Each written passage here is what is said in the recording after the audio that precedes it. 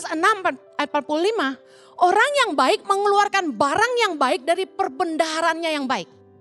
Orang yang jahat mengeluarkan barang yang jahat dari perbendaharaannya yang jahat. Yesus berkata, apa yang diucapkan mulut meluap dari yang diucapkan mulutnya meluap dari hatinya. Jadi kalau Anda ngomong, hati-hati. Orang bisa menilai siapa kamu dari omonganmu. Kalau kamu orang baik, hatimu baik, pasti perkataanmu baik. Amin. Kamu pasti tidak suka jelek-jelekin orang. Kamu pasti tidak senang menjatuhkan orang. Kalau hatimu baik, kamu tidak suka mencelakakan orang lain. Kamu lebih baik, kamu yang rugi daripada kamu ngorbanin orang lain. Kalau hatimu baik. Orang jahat sama kamu sekalipun, kamu akan tetap mengampuni mereka. Kamu akan tetap baik sama mereka kalau hatimu baik. Yesus gak pernah bohong, saya yakin. Yesus yang ngomong, kalau perbendaharaan yang keluar dari hidup kita ini baik, berarti hati kita baik. Jadi hati-hati Anda komentar apapun. Karena dari situ orang bisa menangkap tingkat kecerdasanmu dan kemurnian hatimu. Jangan suka sembarangan kemerucut bahasa orang Jawa. Orang yang jahat selalu mikirin perkara-perkara yang jahat, kata firman Tuhan. Matius 9 ayat 4. Yesus bilang begini, mengapa kamu memikirkan hal-hal yang jahat di dalam hatimu? Lucu ya firman Tuhan ya, kita berpikir itu di otak ya, betul gak? Di kepala. Tapi Yesus berkata, mengapa kamu memikirkan hal-hal yang jahat di dalam hatimu? Wow. Orang yang hati atau pikirannya kotor, jahat, pasti menanggapi apapun tuh jadi negatif. Contoh, selalu berpikiran kotor. Ada orang-orang yang punya kecenderungan, ngomong jorok terus. Lagi bahas apa nih, bercandanya jorok terus. Familiar? Relate? Orang-orang yang demikian selalu punya tendensi ke pornografi. Otaknya udah kotor. Suka nonton film porno. Oh, hati-hati. Filtermu kotor, apapun yang keluar kotor. Yang kedua, selalu berasumsi negatif atau berprasangka buruk terhadap orang lain. Kenapa? Trauma mungkin. Jadi hatinya udah pernah terluka. Biasanya orang yang pernah dilukai lalu menyimpan sakit hati, itu tuh kalau sama orang tuh jadi negatif terus bawaannya. Betul? Selalu ngomongnya negatif. Oh, jangan-jangan dia mau nipu saya tuh. Oh, jangan-jangan dia nih ada maksud terselubung. Wah, pasti punya niat bulus. Wah, pasti gak tulus. Selalu negatif. Kemudian, selalu menangkap perkataan atau tulisan orang dengan respon yang salah. Contoh, saya heran di Instagram itu, saya nulis tuh baik-baik gitu loh. Saya hindari di Instagram itu curcol. Saya lebih senang membangkitkan semangat orang. Sekalipun keadaan saya lagi tidak baik-baik. Anda lihat saya kelihatannya seger-seger aja, baik-baik aja ya. Saya tuh lagi stres banget, bagi banyak masalah banget gitu. Tapi saya berusaha gini, apapun yang saya lepaskan harus yang baik. Jadi ketika saya mau menulis di sosial media, saya enggak mau curcol. Kenapa hidup sengsara? Titik. Atau tulis kayak kebanyakan orang di Facebook. Kelabu, titik. Hatiku sakit, titik. Kenapa sih? Kenapa enggak bangkitin semangatmu dan bangkitkan semangat orang lain? Amen. Jangan selalu negatif. Saya nulis apa gitu di Instagram. Tapi dia bisa nangkapnya salah. Coba, apa ya? Aku tuh saking gini loh. Yang sampah tuh gak pernah tak inget gitu loh. Jadi kalau mau ngasih contoh yang jelek tuh kayak gak keinget gitu. Baca sendirilah. Lagi nulis apa orang bisa ngomongnya yang gak baik gitu loh. Sampai kadang-kadang tuh geleng-geleng. Kalau kamu di depan saya jewer kamu. Kenapa sih nangkepnya selalu jelek? Dikasih roti loh bisa lihatnya batu gitu. Orang kalau filternya tuh kotor, hatinya tuh enggak bersih.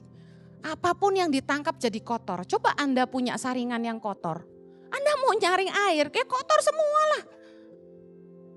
Ada orang yang suka baper, tersinggungan. Itu bisik-bisik kenapa? Ngomongin saya ya? Wah gitu. Kaget ya. Itu kenapa tuh? Mandangnya dengan sinis ke saya tadi. Enggak senang sama saya, gitu pasti. Pernah merasa gitu? Tadi dia tuh ketemu saya ya, enggak senyum loh. Wah, pasti ada sesuatu di hatinya sama saya. Gitu. Orang tuh kalau baper ya, apapun direka-reka, asumsinya jelek. Jangan gitulah. Ingat kalau saringanmu kotor, penerimaanmu kotor. Hidupmu ditentukan dari hatimu. Kalau hatimu bersih, hidupmu bersih. Sampai-sampai itu ada istilah gini, kebaikan bukan kebodohan saya tulis. Kenapa? Karena orang baik suka dibodohi. Kenapa atau enggak orang baik suka dimanfaatkan?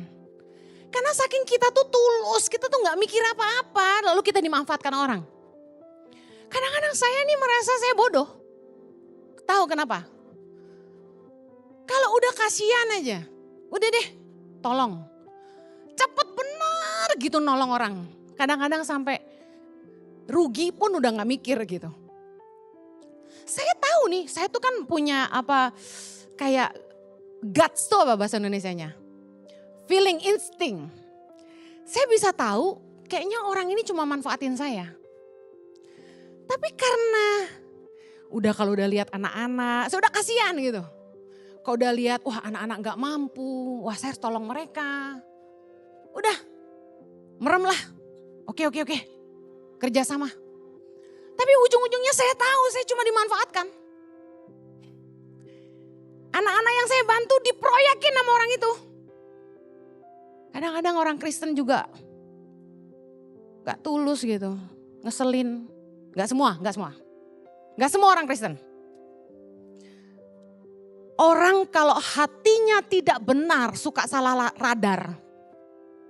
Salah nangkep terus, gagal paham terus. Orang maksudnya apa, nangkepnya apa. Mertua gak bermaksud menyakiti, dia yang bilang menyakiti. Kita ketawa, dia bilang ketawain dia. Ribet deh sama orang-orang yang gagal paham terus. Kita gak senyum, dia bilang sombong. Kita senyum-senyum, dia bilang kita gila. Jadi maunya apa gitu kan. Mazmur 73. Luar biasa ya. Ayat 1 bilang gini. Mazmur Asaf.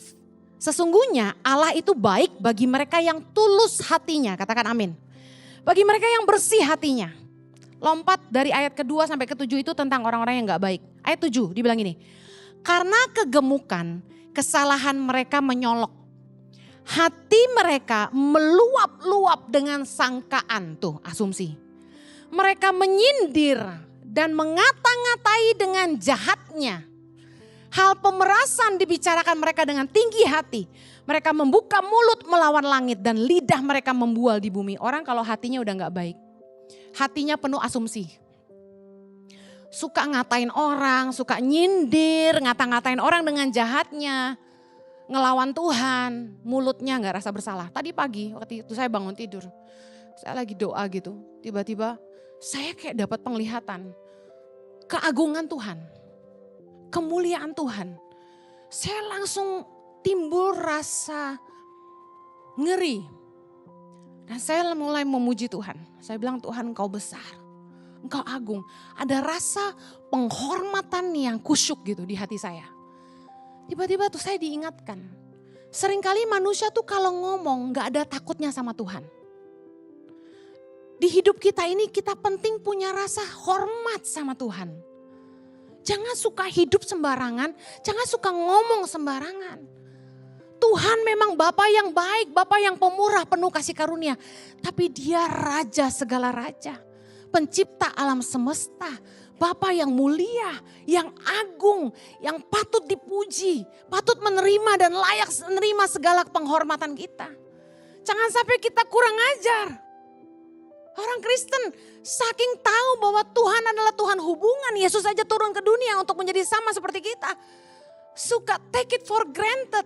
Sadarilah bahwa kamu punya Tuhan yang patut kamu takuti. Tuhan yang patut kamu hormati. Tuhan yang sanggup melakukan apapun dalam hidupmu. Amen. Jangan kurang ajar sama Tuhan. Hati-hati. Maaf, saya lihat betapa netizen di sosial media jahat sekali ngata-ngatain hamba Tuhan. Saya kasih tahu, firman Tuhan berkata jangan menyentuh orang yang diurapinya. Orang itu kalau dia disebut hamba Tuhan karena Tuhan pakai hidupnya, saya kasih tahu, dia tetap manusia. Dia punya keinginan, dia punya dosa, dia punya kesalahan. Bukan urusan kita menghakimi dia. Saya kasih tahu, kita masing-masing berurusan sama Tuhan. Nggak usah hakimi pendeta, apapun, teman, nggak usah. Hati-hati, Daud ketika Saul berbuat dosa, Daud tidak berani membunuh Saul. Dia hanya menggunting ujung jumbai Saul untuk membuktikan gini. Saya punya kesempatan membunuh kamu tapi tidak saya lakukan. Kenapa? Karena Daud bilang aku tidak akan menyentuh orang yang diurapi Tuhan. Saya kasih tahu ya. Ngeri. Jangan jahatlah sama orang. Mau dia pendeta atau bukan. Mau dia diurapi atau tidak. Nggak usah jahat sama orang. Taburan kita itu tuayan tuh ke kita. Amin. Aduh saya kalau ngelihat bagaimana orang menuai taburan mereka. Saya jadi takut sendiri sama Tuhan. Ngeri. Tuhan kita itu Tuhan yang hidup. Udah jangan macam-macam. Jaga mulutmu, jaga jarimu. Jangan ketik sembarangan. Jangan nyerang-nyerang orang, jangan. Jangan permalukan orang, jangan. Saya dipanas-panasi. Ini rumah sakit enggak baik, viralkan saja. Enggak. Tanganku dan bibirku hanya mempermuliakan Tuhan dalam hidupku. Enggak perlu menjatuhkan orang, amen. Yuk, jangan jahat, jangan komentar yang enggak baik. Anda enggak suka, unfollow aja. Ada yang bilang gini, isi khotbahnya bagus, tapi apa intonasinya harus begitu? Komentarin khotbah saya. Saya ketawa langsung, berarti ini follower baru. Saya pengen iseng jawab gini, emang diciptainnya begitu mau diapain? Tahu nggak? Mau denger pengakuan jujur Henny Kristianus nggak? Aku tuh sebel dengerin suaraku khotbah, tahu nggak? Bener ini setulus-tulusnya, setulus cintaku pada Jojo. Saya tuh kesel dengerin khotbah saya. Apalagi yang nada tinggi. Yang saya heran itu ya, kok yang justru teriak-teriak itu yang viral? Berarti kan orang suka diteriakin. Saya tuh benci banget suara saya. Saya tanya suami saya, bener gak sayang? Tiap kali saya tuh gak sengaja kepencet ada orang posting khotbah saya yang saya lagi gitu. Saya langsung kacau nih, gede banget suaranya. Kecil. Saya kecilin langsung, saya mute. Tahu gak Instagram saya tuh saya mute. Jadi gak bisa keluarin suara. Saking saya tak kaget-kaget dengan suara sendiri. Nah jadi saya selama khotbah nih, saya cerita ya pengalaman sejujurnya di mimbar. Saya tuh dari kursi udah berniat gini, gue harus khotbah dengan lemah lembut dan dengan bersahaja. Karena banyak yang komentar saya gak bersahaja. Bener. Jadi aku berusaha, nadaku dikunci G dan C rendah ya. Jadi aku berusaha, coba pencet G. Ya. Jangan G tinggi kamu. Saudara-saudara, saya akan memastikan sepanjang ibadah ini saya akan khotbah dengan nada G. Naikkan ke C. Kayaknya begini lebih enak ya. Setengah mati saya nafasnya tadi. Maaf punten Bapak Ibu netizen yang terhormat. Bukan saya niat berteriak-teriak. Tapi entah kenapa itulah urapan Tuhan dalam hidup saya. Karena ketika Roh Kudus memimpin saya, ngomongnya jadi cepet. Penuh semangat. Saking greget itu ada kemarahan ilahi. Karena netizen dan jemaat yang duduk, udah Ibu Gembala teriak keras-keras masih bobo. Gitu. Masih nguap-nguap. Ada dulu yang berani duduk di depan saya, bikin patah semangat. Bentar-bentar matanya gini. Yang bener aja, gue udah galak gini lu masih bobo aja. Besok-besok gue siram pakai pesol air loh. Jadi saya cerita gurau-gurau gini, tapi itulah yang dialami ya. Tiap hari saya kalau nulis posting di Instagram membangun jemaat dengan khotbah maupun tulisan saya tuh kesel baca netizen-netizen yang gagal paham. Jadi yuk jemaat ICI jangan suka gagal paham. Jangan serang orang-orang. Pahami dulu, kenali dia tuh siapa sih, hidupnya gimana sih. Jangan sok tahu. Katakan kanan kirimu, jangan sok tahu. Yuk, saringanmu harus bersih. Supaya kamu gak gagal paham terus. Amen. Daya tangkapmu harus diberesin. Kalau hatimu bersih, apapun yang kamu terima pasti bersih. Mari beresin hati supaya bisa memahami. Jangan komentar sebelum kamu mengerti dengan benar. Hendaklah kita cepat untuk mendengar tapi lambat berkata-kata. Pahami dulu baik-baik sebelum bicara. Yang mau katakan amin. Sederhana ya, jangan gagal paham. Kita berdoa. Bapa di sorga, biar jemaatmu boleh belajar firman-Mu dan menghidupinya sungguh-sungguh. Kami mau belajar cepat mendengar, lambat berkata-kata dan lambat untuk marah. Kami mau belajar memahami dengan baik. Supaya perkataan kami tidak melukai orang lain. Supaya perkataan kami membangun. Supaya kami jangan dinilai bodoh sama orang lain. Terima kasih Tuhan, biarlah kami jadi orang-orang yang bijaksana. Semua yang keluar dari mulut kami adalah perkataan hikmat. Perkataan yang membangun orang lain, nasihat-nasihat yang memulihkan hati orang. Terima kasih Bapak, berkati umat-Mu di dalam nama Yesus yang berdoa. Yang diberkati Tuhan sama-sama katakan, Amen, Tuhan berkati.